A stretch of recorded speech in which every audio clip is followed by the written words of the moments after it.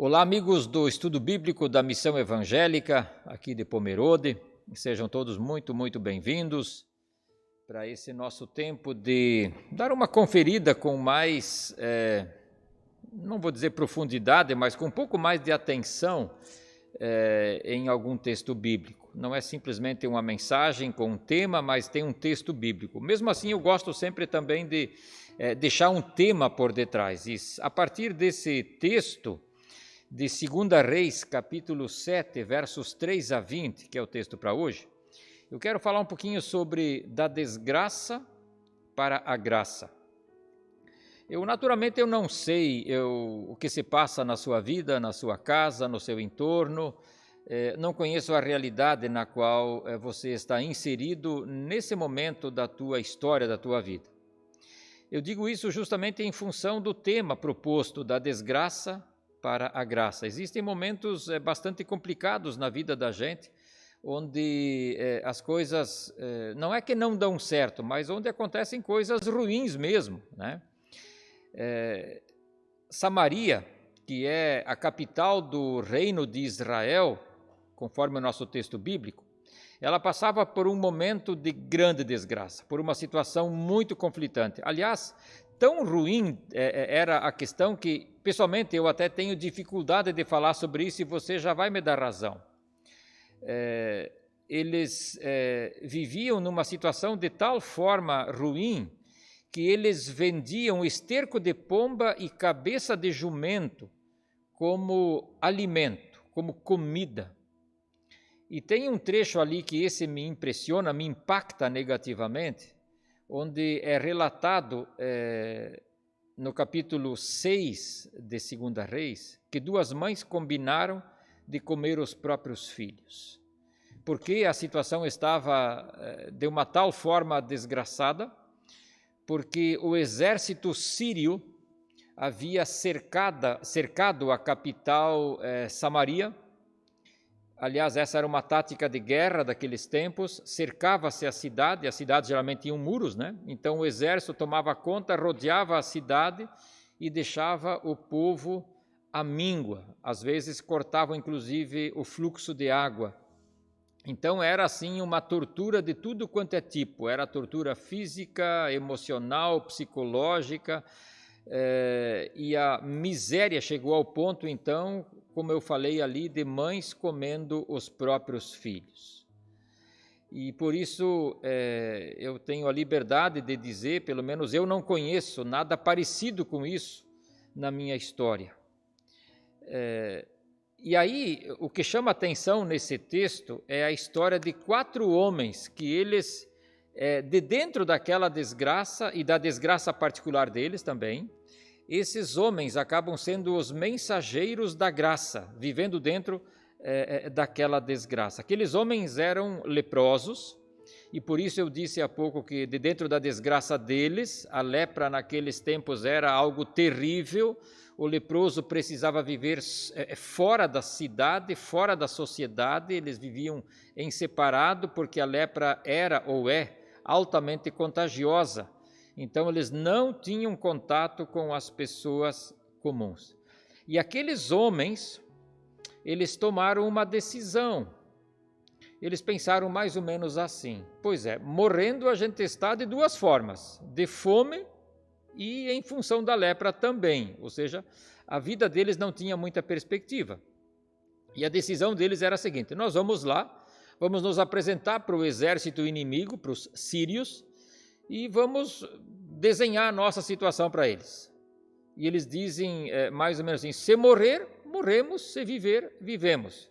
Ou seja, eles apelaram para aquilo que eu chamo tudo ou nada. Para eles, digamos assim, a vida não fazia mais muito sentido, porque condenados estavam de qualquer forma. E chegando no acampamento, no acampamento do exército inimigo que tinha rodeado a cidade de Samaria, o que eles descobrem lá? O acampamento estava vazio. Inacreditavelmente estava vazio. Não se tinha notícia de que aquele exército tinha ido embora, e aqueles 4 leprosos descobrem aquela situação. Ou seja, dentro da desgraça, sem que ninguém percebesse, Deus agiu trazendo graça, trazendo libertação, trazendo esperança para aquela situação. Deus mesmo, diz o texto bíblico, colocou o exército dos sírios em fuga. Deus fez eles imaginarem uma situação e, resultado dessa imaginação que Deus levou eles a acreditar naquilo, eles se mandaram, foram embora e foram com tanta pressa que deixaram tudo para trás, armas, barracas, lonas, acampamento, comida, bens, enfim, tudo que eles tinham trazido para aquele cerco. E dá para imaginar que era muita coisa, porque não tinha uma previsão de quanto tempo vai durar esse cerco, então eles vieram estruturados para isso. E tudo isso eles deixam para trás em função daquela ilusão que Deus fez eles acreditarem e fugiram dali. O que fazem os leprosos? A primeira coisa que os leprosos fazem em função do que eles encontram ali é algo, digamos assim, bem natural. Ou seja, eles vão resolver o problema da sua fome. Eu passo a ler o verso 8, que diz assim: Tendo chegado às imediações do acampamento, os leprosos entraram numa das tendas, comeram e beberam, pegaram prata, ouro e roupas e saíram para esconder tudo. Depois voltaram e entraram noutra tenda, pegaram o que quiseram e esconderam isso também. Enfim, o texto continua, né? A primeira reação, a primeira atitude deles era o quê? Era matar a fome. É um instinto natural, eu diria assim, que eles tiveram depois de dias sem comer direito. Ali eles têm agora em abundância. Aliás, mais do que comida, eles tinham em abundância para o resto de suas vidas. Por quê? A comida era para hoje, para amanhã talvez.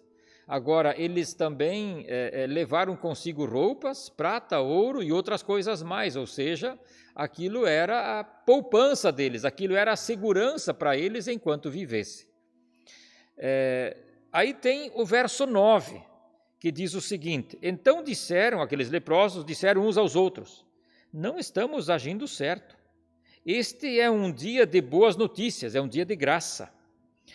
E não podemos ficar calados. Se esperarmos até o amanhecer, isto então era noite, né? Seremos castigados. Vamos imediatamente contar tudo no palácio do rei. A segunda atitude deles foi generosa, foi bondosa, foi altruísta, ou seja, eles entenderam que aquele grande dia ou aquela noite maravilhosa era uma noite para não ser usufruída sozinhos, onde eles estavam ali pilhando, levando embora aqueles bens que os sírios tinham deixado para trás. Eles vão então lá para o palácio, ou pelo menos para os muros da cidade, e ali eles se importam para que a notícia chegue aos ouvidos do rei. E aquilo, eu diria assim, era bom demais para ser verdade. O que faz o rei? Você pode ler essa história no capítulo 6, aliás, no capítulo 7 aqui, e você vai descobrir, então, coisas impressionantes. O rei, quando ele fica sabendo daquilo, ele tem uma atitude de desconfiança.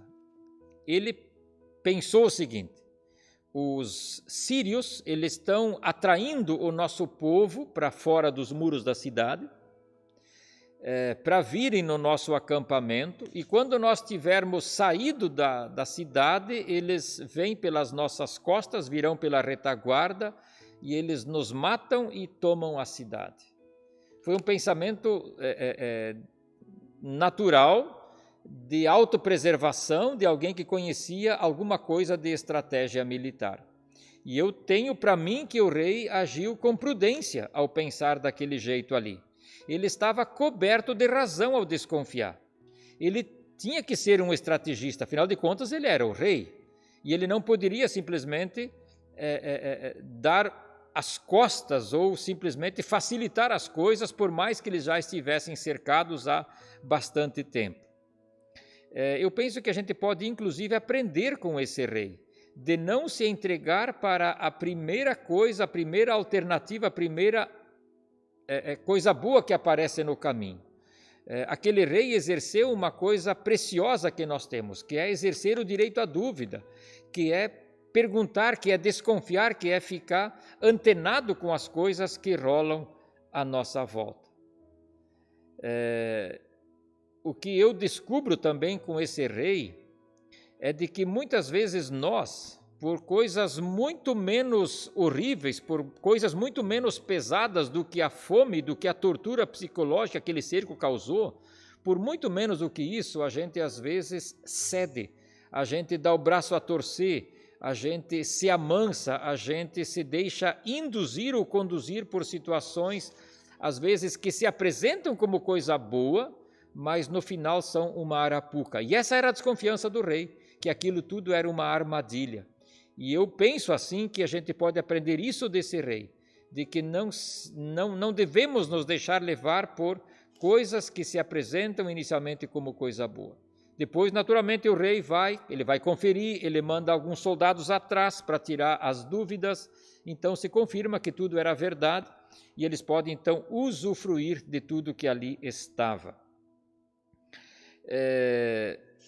No início do capítulo 7, esse texto foi da semana passada, aconteceu algo bem interessante. O profeta Eliseu havia profetizado que a desgraça estava no fim, que Deus iria dar um tempo de graça e Deus iria trazer um bom tempo.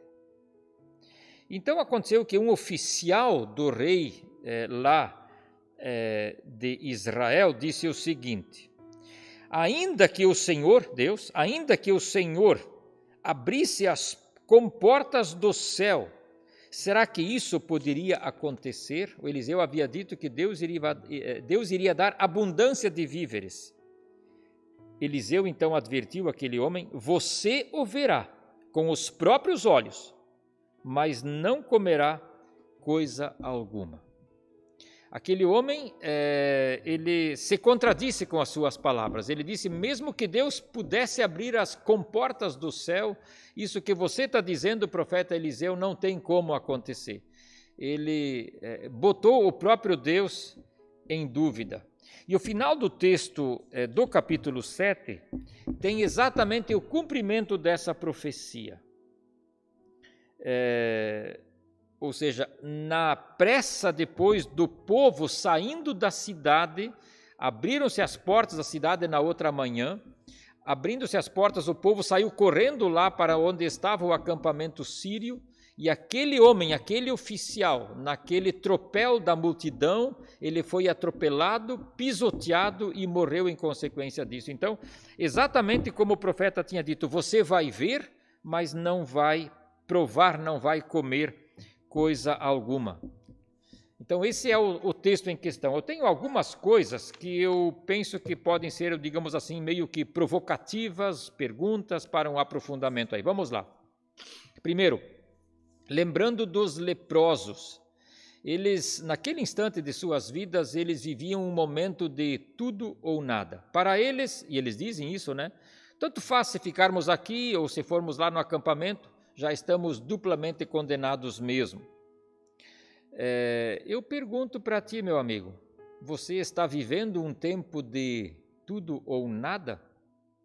Talvez você está vivendo um tempo de seca, por assim dizer, na sua vida, onde você diz assim: para mim tanto faz, a vida não tem mais sentido, a vida perdeu a graça, aquilo que me aconteceu não tem mais como reparar. Procure ajuda. O Salmo 50:15 diz que a gente pode invocar e deve invocar o Senhor no tempo da angústia, e Deus vai providenciar livramento para a gente. Não te entregue para um tempo de desgraça na tua vida, Deus tem mais a dar do que o inimigo a tirar da gente. Uma segunda coisa, como Deus age tantas vezes sem que a gente percebe. Enquanto o povo ainda estava na desgraça, enquanto aqueles leprosos ainda estavam pensando que a morte era uma coisa certa para eles, Deus já tinha despachado o exército sírio para voltarem para sua terra. Ou seja, enquanto a dor e a percepção de que tudo estava no fim, enquanto tudo isso ainda estava acontecendo, Deus já tinha providenciado o livramento para eles. Salmo 34, no verso 7, diz que o anjo do Senhor acampa-se ao redor dos que o temem e os livra. Eu quero dizer assim, procure ajuda, manifeste tua necessidade. Uma outra questão que a gente pode e deve aprender é do quanto esse rei era um homem previdente, o quanto ele desconfiou das situações da vida. Eu sei que desconfiar em excesso pode ser um problema, mas eu sei que confiar em excesso também pode ser um problema. Ou seja, Deus nos deu critérios para serem usados, Deus nos deu percepção, e algumas horas a mais não matariam as pessoas lá de Samaria de fome. Então o rei se dá o trabalho de averiguar, e uma vez tirada a prova dos 9, por assim dizer, ele confere então que há segurança em correr atrás daquilo que lá está. O ser previdente desse rei deve nos ajudar. E uma última questão, lembrando daquele oficial incrédulo, quando Eliseu disse para ele, você vai ver, mas não vai comer. Sabe, meu amigo, duvidar de Deus não é boa ideia. E aquele homem se condenou nas palavras dele, disse, mesmo que Deus abrisse as comportas do céu. Ou seja, não duvide de Deus. Deus pode fazer muito mais do que a nossa imaginação ou do que a nossa própria fé tem condições de absorver. Que Deus te abençoe.